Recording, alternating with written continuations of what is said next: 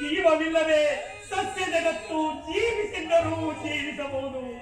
ಆದರೆ ನನ್ನ ರಾಮಚಂದ್ರನನ್ನು ಆಗಲಿ ಈ ದಶರಥನು ಕ್ಷಣಕಾಲವೂ ಜೀವಿಸಿರಲಾರ ದೇವಿ, ಜೀವಿಸಿರಲಾರ. ಕೈಕ ನನ್ನ ರಾಜ್ಯ ಕೋಶವೆಲ್ಲವನ್ನು ನಿನಗೆ ಸಂತೋಷವಾಗಿ ಬಿಟ್ಟುಕೊಡುತ್ತೇನೆ. ಆದರೆ ನನ್ನನ್ನು, ನನ್ನ ರಾಮಚಂದ್ರನನ್ನು ಕಾಪಾಡು ದೇವಿ, ಕಾಪಾಡು. ಸರಿಯಾಗಿ ಮಾತನಾಡು. ಪ್ರಾಣೇಶ್ವರ, ಈ ನಿಮ್ಮ ದೂತ ವಿನಿಯೋಗಕ್ಕೆ ಮರಳಾಗಲು ನಾನೇನು ಹೆಮ್ಮಲ್ಲ.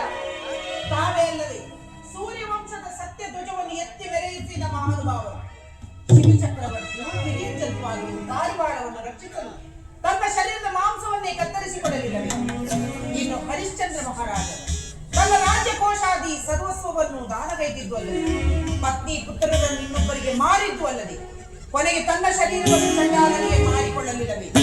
ಅಂತಹ ಶ್ರೇಷ್ಠ ಮುಕುಟ ಮಣಿಗಳ ಸಾಲಿನಲ್ಲಿ ಜನಿಸಿದ ತಾವು ಇಂದು ನನಗೆ ಕೊಟ್ಟ ಮಾತನ್ನು ನೆರವೇರಿಸಿಕೊಡಲಾಗುವುದಿಲ್ಲವೆಂದು ಹೇಳುತ್ತಿರುವಿರಲ್ಲ. ಈಗಲಾದರೂ ಏನಾಗಿರುವುದು? ಕೊಟ್ಟ ಮಾತನ್ನು ತಪ್ಪಿದೆಂದು ಹೇಳಿಬಿಡಿ. ಸಿವಿ ಹರಿಶ್ಚಂದ್ರಾದಿಗಳಂತೆ ನಾವು ಸಹ ಜ್ಯೇಷ್ಠ ಪುತ್ರನಿಗೆ ಪಟ್ಟ ಕಟ್ಟಬೇಕೆಂದು ನಿನ್ನನ್ನು ಇಷ್ಟು ವಿಧವಾಗಿ ಕೇಳಿಕೊಂಡೆನು.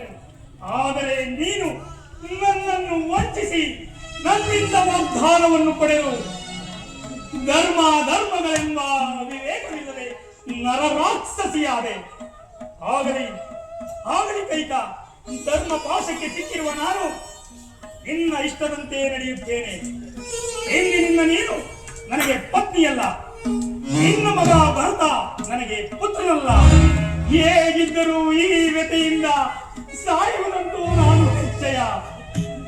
ನಾನು ಪ್ರಾಣತ್ಯಾಗ ಮಾಡಿದ ಮೇಲೆ ನಿನ್ನ ಮಗ ಭರತನಿಂದ ನನಗೆ ದರ್ಪಣವನ್ನು ಪಡೆಯಬೇಕಾಗಿಲ್ಲ. ಅಯ್ಯೋ ರಾಮಚಂದ್ರ, ಇವರಿಗೆ ಮಾತು ಕೊಟ್ಟು ಕೆಟ್ಟನಲ್ಲ ರಾಮಚಂದ್ರ.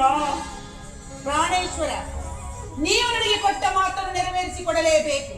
ಇಲ್ಲವಾದರೆ ಸೂರ್ಯವಂಶದ ಅರಸರಲ್ಲಿ ಕೊಟ್ಟ ಮಾತನ್ನು ತಪ್ಪಿರುವರೆಂದು ನಗರದಲ್ಲಿ